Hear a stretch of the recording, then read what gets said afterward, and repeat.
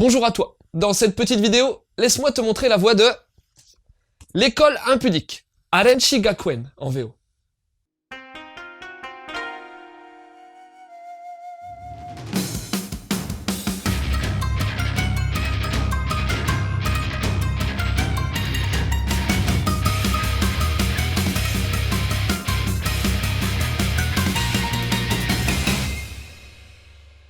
Alors, l'école impudique, c'est quoi? Ben, t'es pas con, tu te doutes bien que c'est une école. Niveau primaire pour le coup, mais celle-là, elle est vraiment space. Que ce soit les élèves, mais surtout les profs, ils ont une manière très étrange de se comporter. Tu veux des exemples concrets? Ok, très bien. Déjà, les profs se baladent à moitié à poil. Et quand je dis à moitié, je suis bien sympa, car je sais pas ce que t'en penses, mais le pagne ou la peau de bête, c'est pas le top niveau pudeur si tu vois ce que je veux dire, et leurs trous de balle, tu les verras assez souvent. Ensuite, les enseignants ont une manière étrange d'appréhender la pédagogie. Coups, humiliation, harcèlement sexuel, ouais mon pote. Voilà leur façon de faire avec les élèves. Ben tiens, parlons-en un peu, car le héros de cette histoire est un élève justement, Yamagishi Yasuhachi. On le surnomme Boss, car c'est un peu le leader des élèves de cette école. Parce que si les profs ont un comportement atypique vis-à-vis des élèves, ceux-ci ne sont pas en reste et vont aussi en faire voir de toutes les couleurs au corps enseignant qu'ils méritent bien. Parallèlement à ça, Yasuhachi est in love d'une nana de son école, Yagyu Mitsuko Jubei. Héritière d'un clan ninja et mignonne comme tout, elle sera souvent la cible des harcèlements des garçons et des profs. Mais rassure-toi, le tout prend place dans la joie et la bonne humeur.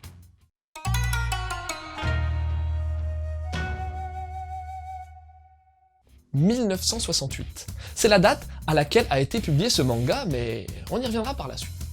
Le trait est dans la lignée de ce qu'offraient les mangas à l'époque, à savoir rondouillard, simpliste, caricatural, assez fun au final. Attention, hein, je parle des mangas, pas des gekiga.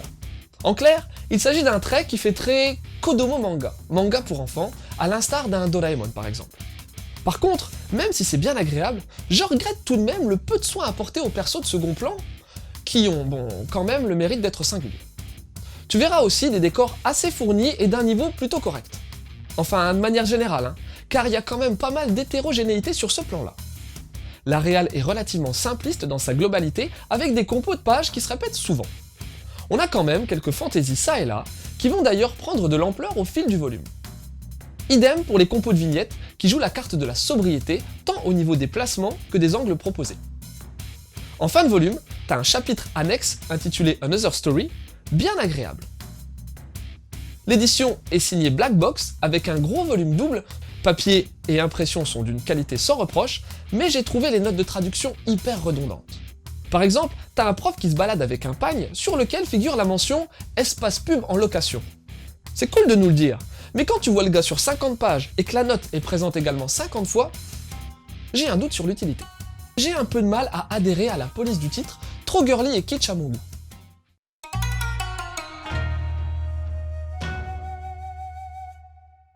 Retour sur les débuts d'un titan chez les mangaka, Nagaigo. Je te parle d'une époque où Dynamic, sa société de prod, n'était pas encore créée. Je te parle d'une époque où les Mazinga et autres Grendaisa n'existaient pas. Je te parle d'une époque où le Shonen Jump, le Shonen Jump débutait et... Dans les pages du volume 1 figurait Arenchi Gakuen, l'école impudique quoi. Tu te rends compte? T'es face au premier hit du Shonen Jump, bien avant Dragon Ball, One Piece et tout le tralala. Ce manga fut en son temps un véritable phénomène socio-culturel et je vais essayer de te montrer pourquoi, mais pour ça, faut déjà que je te parle de deux trucs de la fin des années 60 au Japon. Alors d'abord, faut que tu connaisses la PTA, la Parent Teacher Association. En gros, depuis l'occupation américaine, on a introduit dans chaque école une PTA qui a plusieurs missions, dont celle de garantir aux enfants un cadre moral et disciplinaire exemplaire. Ensuite, je sais pas si tu sais, mais à la fin des années 60, il y a eu pas mal de luttes sociales au Japon prenant source, comme souvent, du milieu étudiant. Occupation US, guerre du Vietnam. À cette époque, on sentait que les choses changeaient, que la façon de penser se modifiait. Et Arenchi Gakuen est arrivé pour catharsiser un petit peu tout ça.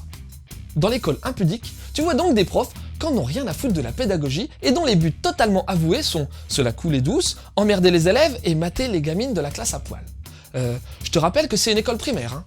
Les élèves, eux, ils sont pas du genre à se laisser faire, et rentrer dans l'art des soi-disant profs, ça les gêne absolument pas. En plus de ça, les mecs de la classe, ça les dérange pas non plus de mater les filles, absolument pas. Et les filles dans tout ça, crois pas que c'est des petites saintes ni touches. Elles aussi se laissent pas faire, ni par les profs, ni par les mecs.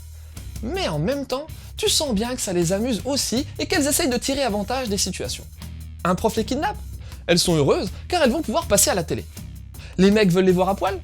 Pas de soucis, elles vont se foutre à poil et voir un peu comment ils réagissent. Fuck la bienséance dans ce manga. Tous les comportements sont faits pour choquer. Même les parents d'élèves de l'école impudique s'y mettent. Et pourtant, tout passe plutôt bien puisque c'est narré de manière frivole, amusante et décalée, avec zéro prise de tête. Le succès a été au rendez-vous très rapidement et le Shonen Jump n'a pas tardé à truster les premières places de vente des magazines de prépublication. Maintenant, faut savoir que l'école impudique a eu son lot de détracteurs, et quand je te dis lot, je pèse mes mots. Tu te doutes bien que la PTA dont je t'ai parlé tout à l'heure était pas super open, et elle voyait d'un très mauvais œil ce manga où les profs et les élèves avaient clairement des attitudes inappropriées. Malgré tout, Nagai n'a pas arrêté son manga, bien au contraire, puisqu'il a continué jusqu'en 1972 avec un final mémorable. Je t'en dis pas plus, t'auras qu'à lire pour comprendre. Alors bon, faut être honnête, si tu contextualises pas ce manga, tu vas te retrouver face à un titre un peu, beaucoup tordu, sans réelle trouvaille scénaristique. Les intrigues sont assez basiques. Et aussi avec un problème de rythme dans le déroulement des chapitres. Mais qu'à cela ne tienne, l'école impudique est un manga qui a pleinement contribué à l'évolution des mœurs dans les années 60-70, et si tu veux mon opinion, il y est même pour beaucoup dans la réunion entre le Gekiga et le manga pour enfants. Une des pierres fondatrices du manga qu'on connaît aujourd'hui.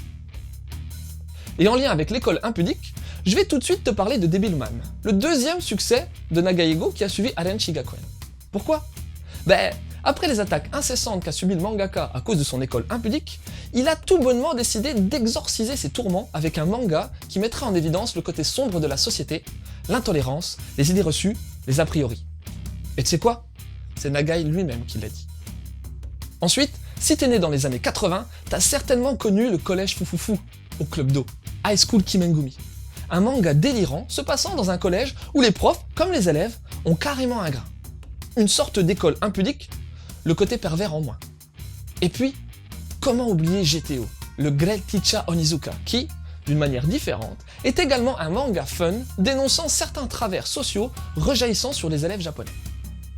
Voilà, c'était Loud, j'espère que cette petite chronique t'aura donné envie de lire l'école impudique. Je te laisse et continue de suivre la voie du manga.